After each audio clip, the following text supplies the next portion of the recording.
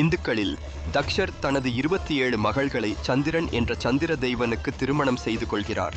அவர்களில் சந்திரன் ரோகிணியை அதிகமாக ஆசைப்பட்டார். அவர் அவளுடன் பெரும்பாலான நேரத்தை செலவிட்டார். மற்ற 26 பேர் புறக்கணிக்கப்பட்டதை உணர்ந்து தங்கள் தந்தை பிரஜாபதி தக்ஷரிடம் இதை பற்றி புகார் செய்தனர்.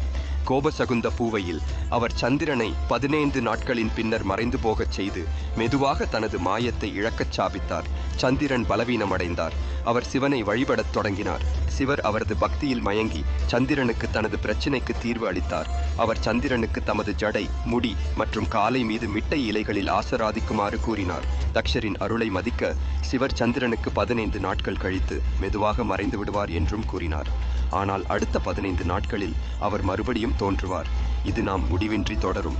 நன்றி. சீவர் சந்திரனுக்கு ஆசராதியாயிருப்பதனால் அவர் சந்திர சகரா அல்லது சந்திரனை சுமக்கும் ஒருவராக அழைக்கப்படுகிறார்.